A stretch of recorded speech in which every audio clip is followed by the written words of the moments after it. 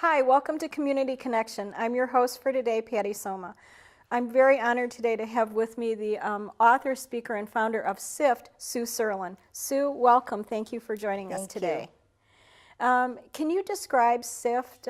What does SIFT mean? SIFT is Suicidal Ideation Family Teams. And how did you come to found SIFT? And then as a follow-up, can you tell us how did you establish to take on the cause of suicide prevention? That's a long question with a long answer. All right. So let me go back. I am dyslexic and learning disabled. I'm considered severely dyslexic. And when I was 40, I learned to comprehend reading, and I did a lot of programs outside the box. I worked with many people who are professionals in the field, and I was on the state boards for LDA. That, in essence, was preparing me little by little for, unfortunately or fortunately, where I am now. And from those programs, I worked also with my other son, who has juvenile rheumatoid arthritis, who is an adult now, and with very serious and critical illnesses to this date. And so having all this information and working with my son, Joel, who died by suicide, he succumbed to suicide, he called me from Iowa to share, "Mom, I can't control my suicidal thoughts. I would appreciate it if you would work with my therapist, my psychiatrist, and myself." Joel had an awful lot of help. And of course, I was honored to have him call me and trust me to work with him. So we talked twice a day. We researched, we documented information. He developed his own support groups, and I developed mine. There was nothing at that time. This was 1997, and nobody heard of support groups. But Joel developed leadership roles and programs expressly because he didn't want to be alone with himself. He was afraid of himself, and he was also a leader. Most people who are suicidal are extremely bright, and many of them are leaders, but they're so sensitive and they're sick that they cannot deal with everything that comes in from outer stimuli, from the media, from TV, from radio, from the newspapers. It just comes at them, and they don't know how to bring it into balance. So what happens is they operate way up here like they're going to explode. And that is very dangerous. And so Joel, by being with others and developing support groups for himself, helped himself to be able to certainly try and put things into perspective. He had therapists, he had a psychiatrist, he went to a support group. And this was amazing. He called me one day and he said, "I've joined a support group." And I said, "It's for grief and loss." And I said, "Why did you go to a support group like that?" And he said, "I went, Mom, because I am terrified of losing my mind, and I believe it. And so being in the support group, it helped me to at least be able to talk about my own grief." I thought that was so creative. And was he still in Iowa at this point? Yes. Okay. It was so perceptive, and yet he could not help himself to get rid of the suicidal thoughts. So in documenting and researching everything, and I had a support group here, I had, being that I'm a writer, I had support groups on the computer of friends who were therapists, and I'd write and say, "Okay, I'm doing this, this, and that. How does that fit into working with Joel?" I've got a support group for myself. I developed the support group. and am I doing the right thing? And Joel had worked with some of the therapists here as well as his therapist there. So we documented all this information. And one day, Joel called me and he said, Mom, I'm really upset with you. He said, you don't understand what's going on in my head. You don't understand me, and you don't listen.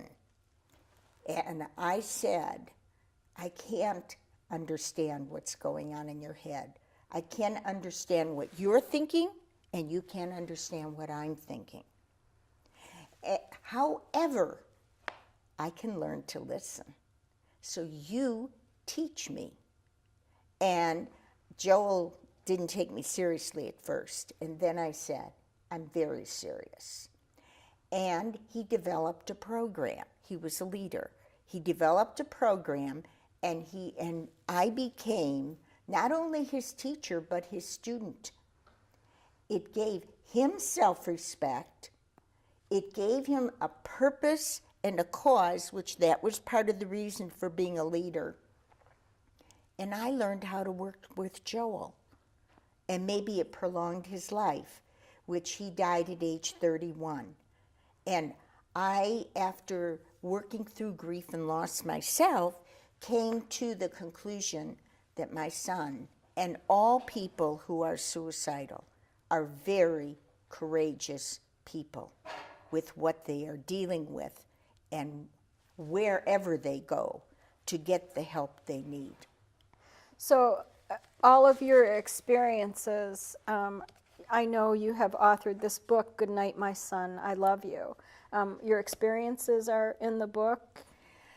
The first part of the book deals with our relationship, and it's teaching others how to work with a suicidal person so that you are on the same wavelength, so that you are respecting each other. And that's very challenging because they're very angry. They know they're sick. The second part is, if Joel were to come back from above, what would he give us as tools for learning? And it gives very specific tools. Pointed out is that we can't fix anyone. We can share our love, we can share our suggestions, but it is their decision as to what they do. And when a person dies by suicide, I know there are conflicting opinions on this, but I feel they are not sitting there making a logical decision. Their perception is very different than ours. And what they are doing is they are so caught up in horrible pain. My son had physical pain with it, and mental pain, and emotional pain. And imagine hearing all the time, you should commit suicide, you should do this, you should do that, and you're trying to write. He was a writer, he was considered a brilliant writer. And you're trying to go to school, and you're making every effort. He was in Toastmasters and all kinds of programs. And then when you come home alone and you want to write, all you hear is, you should be dead. So I consider it a disease. And he succumbed to the disease. And the things he did that are in here helped him to live 31 years and can help somebody else to turn their life around. And I have interviewed other people who have done so. And it's an amazing navigation of their lives to be able to turn this around. It's not easy to start a support group. It's not easy to write a book. Can you tell us a little bit about your personal background? And I'm sure that had a lot of lead time to this. I've always written. And I've been an editor for newsletters and things of that nature. But I've always been very cause-oriented. And my whole family is. And when Joel got sick, research was vital. As a parent or as an advocate, if you may, it's something that you need to go into action. The person who can't help himself is dependent on you, whether they're here in Michigan or they're in another state. Now, Joel's life was in another state of consciousness, but it was also in another location. He had friends there, he had school there, he had things he was doing and activities, so he didn't want to come back here and be beholden to me, and that I understood. So I needed to listen to him. And he wrote letters to himself. I wrote letters to myself. We both researched. We went to Harvard, we went to Yale, all different types of programs to help each other. I wrote gratitude lists for anything and everything that helped us to change our consciousness and our energy, because I don't know if you've heard of reframing. Reframing is changing the energy in your head to positive energy. It's changing negative into positive.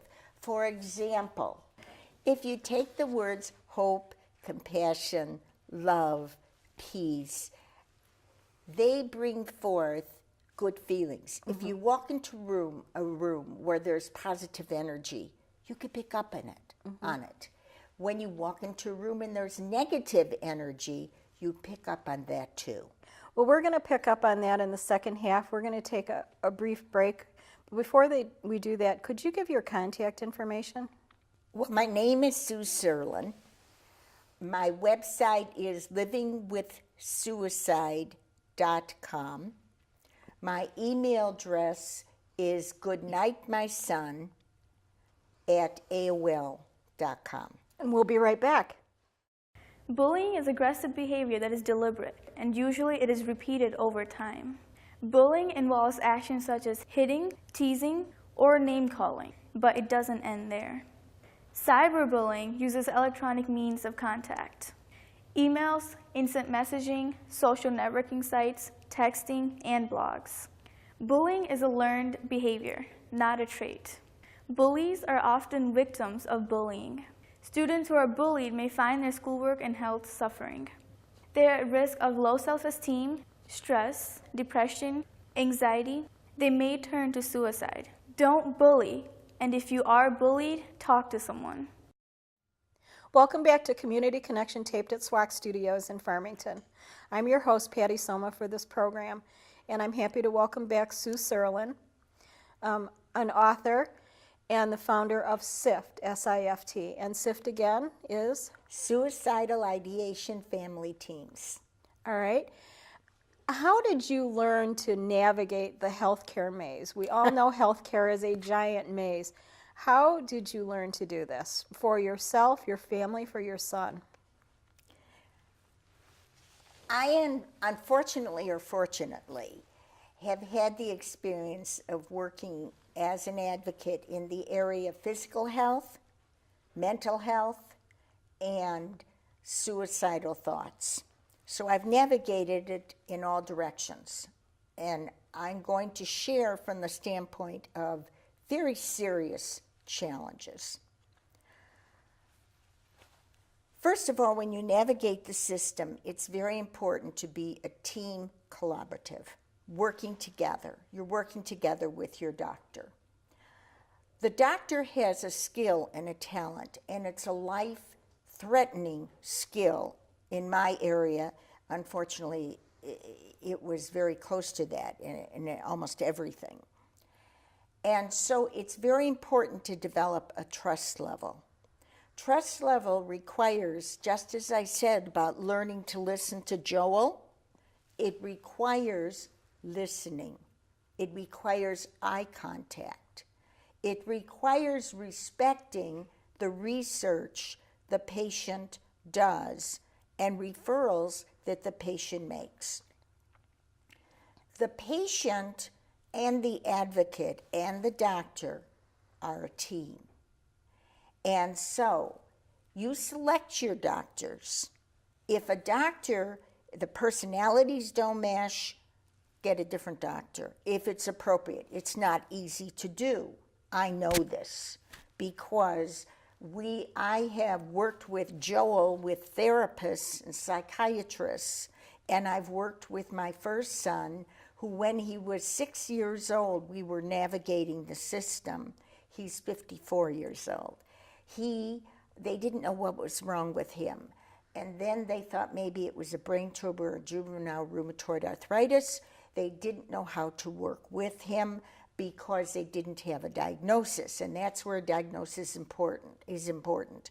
And they wanted to put him on gold shots. Well, 6. And so there are side effects to medication, and this is a tool. The fact is, as an advocate, as a patient, you do need to go into action. And working with a doctor who praises you for researching or says, I really don't know that area, but keep doing it and let me know what it is. That's a great doctor. And so we did.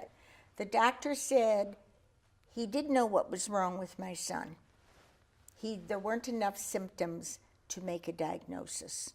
And I looked at the doctor and I said, Doctor, I would appreciate it if you put my son in the hospital right now.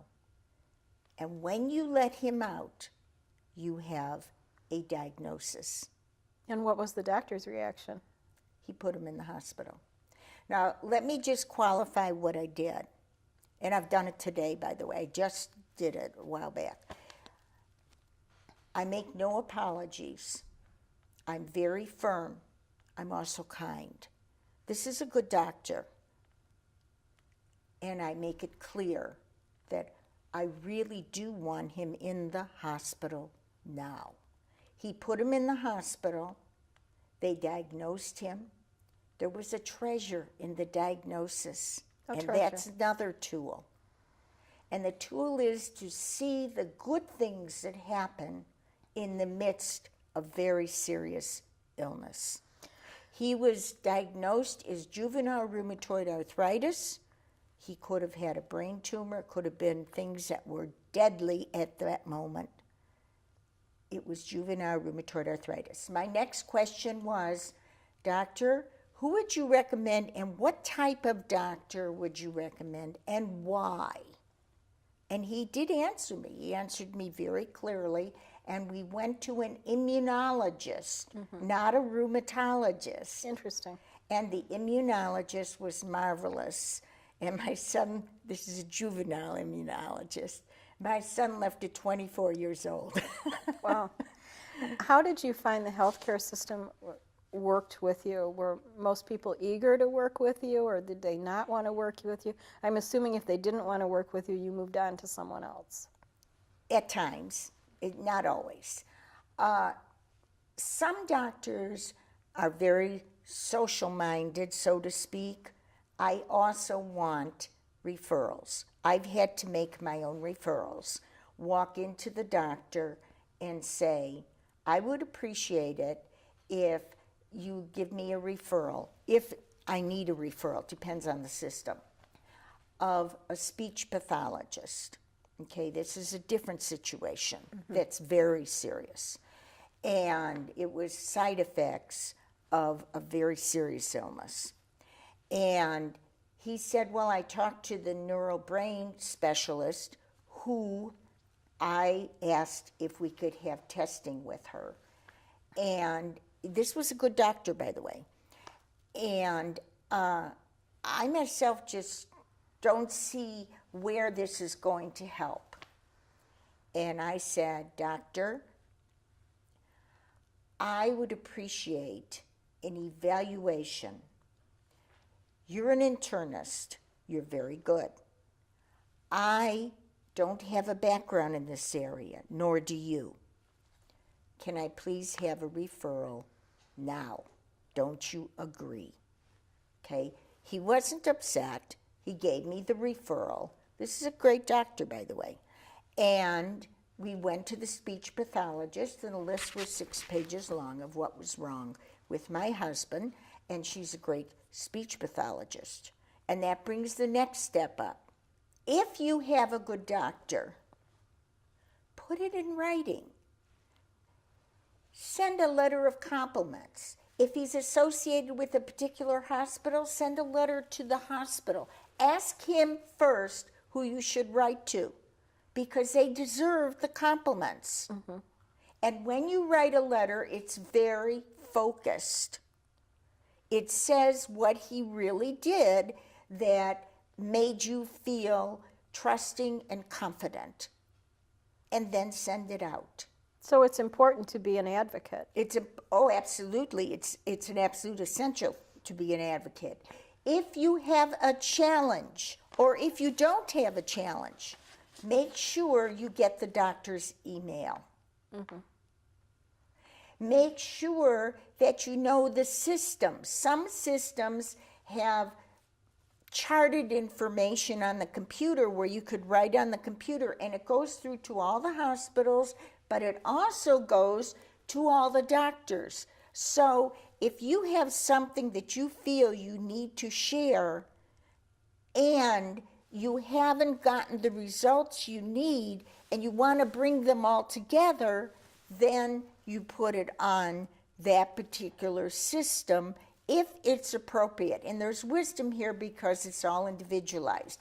Very important, whether it's physical, mental, or suicidal. There are other tools, and what people really need to understand is that there's no one right way or wrong way to navigate a system, because every situation is individualized. When you are navigating a system, you may have a bucket full of treasures. It's not one, it's 50. And I have people say to me, well, which one worked best for you? It's not one. They work all together. In mental health, medication is mandatory. In many cases, it's mandatory, I should say. But know your medications. Check the side effects. Look at the computer. Many of my referrals came from the computer. I found Brain Gym on the computer. I found Laughter Yoga on the computer. Then I had to find out who did it. And the tools that you're talking about, I'm sure you mentioned in your book, Good Night, My Son, I Love You. Some of them are in there because some of them are navigating the system for physical challenges. This is about mental challenges, mental health. And yes, there are many tools in there. There's information about medication. There's information about how do you help yourself while you're working with a child who is suicidal. And this is my last question to you. How did you maintain your personal sanity as a mother, as an advocate, while you're going through these personal trials and tribulations? How did you do this? Very good question. We have a tendency to be beautiful people for our family, wonderful for our friends, wonderful for our children who we want to help. And now and always, it's very important to love ourselves and be beautiful to ourselves during this period of time. So you need to take care of yourself as you're taking care of others. Absolutely. And the time you put into that is also reframing. Your mind is just boggled. You're very worried what's going to happen tomorrow because you don't know how to deal with this mental health child. You're learning as you go along. This is not you take a class and then you have a mental health child, a mental health issue. The fact is that you don't know if they're going to live tomorrow, if they're going to die tomorrow. You're trying to navigate the healthcare system. If you have an internist, he doesn't truly understand, generally speaking, the mental health issues that are there. So it's up to you to be in action for yourself as well as for your child. What do? First of all, my husband and I, because he has side effects from a serious illness right now that have altered his life, and he's getting back up there. Miracles do happen. A diagnosis is not the ultimate. Miracles happen, diagnoses do change. So what we do is we started a laughter yoga class. Didn't know what laughter yoga was. I knew about laughter. I knew how it worked with the brain and the body. It's very effective. It's very effective for the suicidal person. It's very effective for the physically challenged person. It does do a great job to our cells, to our mind, to our spirit, to all of us. Laughter yoga. Laughter yoga. So we started to do it, and we started investigating. And now we have a program. And the program is laughter yoga. And we laugh. We laugh for 1 hour. Great. And then we do this. We go, wait, wonderful, wonderful, wonderful. Yay! And then we go on to the next program. But what does that do physically when you do all this? You, in a sense, are navigating your mind to become positive energy. What does that do for you? It clears your mind so you can think of other solutions and you can concentrate on helping the person to get better. Well, there's no better place to stop than with some positive energy. So I want to thank you for being a guest today. And if you could give your contact information one more time before we close. Surely.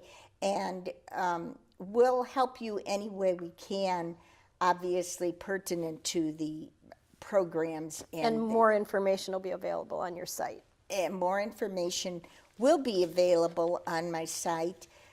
And the site is livingwithsuicide.com. And it's Good Night, My Son, I Love You. Good Night, My Son at AOL.com, which is the email address. And on that note, let me just say that you and I and all of us, doctors, parents, people, we are treasures to this universe. And a child who's suicidal, mentally ill, an adult, or physically challenged is a treasure to this world. And if we can save one person, if we can make a difference with a person who is thinking of leaving, then we have helped the whole world. Great. And together, all of us make a difference. Well, you're a treasure, Sue Serlin. Thank you so much. And thank you for watching Community Connection.